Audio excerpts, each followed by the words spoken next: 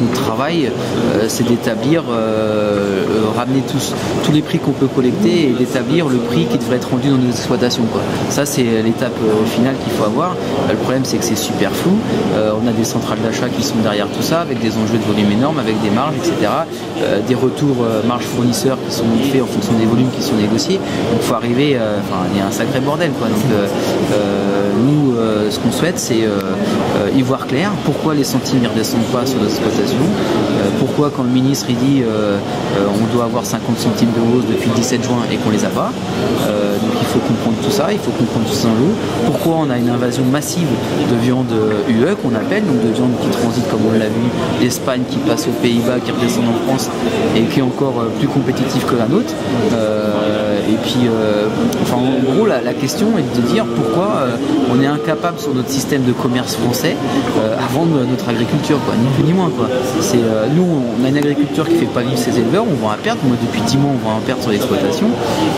C'est clair qu'il faut arriver à comprendre ce phénomène et comprendre, à mettre le doigt là où ça fait mal, alors qu'on a des produits français, comme on l'a vu, sur l'entrecôte, qui sont valorisés à plus de 18 voire 19 euros du kilo. Il faut qu'on comprenne où va l'argent, quoi, c'est clair. Nous continuons notre mobilisation, notre pression sur tous les opérateurs pour obtenir donc les revalorisations de prix nécessaires. Ce qui ressort, c'est qu'il y a aussi là une large responsabilité du client final, que sont nos restaurateurs. Nos restaurateurs sartois qui sont pour la majeure partie donc les clients et donc qui aujourd'hui restent beaucoup plus sensibles à des aspects de prix qu'à des aspects de provenance et je pense que là aussi et d'autant plus avec des professionnels de la restauration, alors que la gastronomie française est quand même inscrite au patrimoine mondial de l'UNESCO.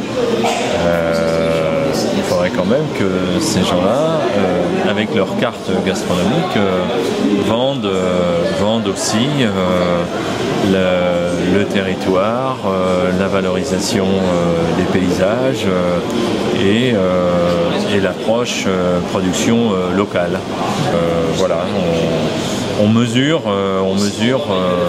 les dégâts qui sont présents aujourd'hui, qui sont faits par 25 à 30 ans de communication incessante et forte sur le moins cher que moins cher dans l'alimentation. C'est vrai dans le caddie de la ménagère et dans le panier de la ménagère au quotidien, mais c'est vrai aussi malheureusement chez des professionnels. Aujourd'hui, responsable des achats viande ici nous disait moi j'ai certains professionnels qui viennent me voir et qu'est-ce que tu as à moins de 9 euros le kilo. Ça c'est grave.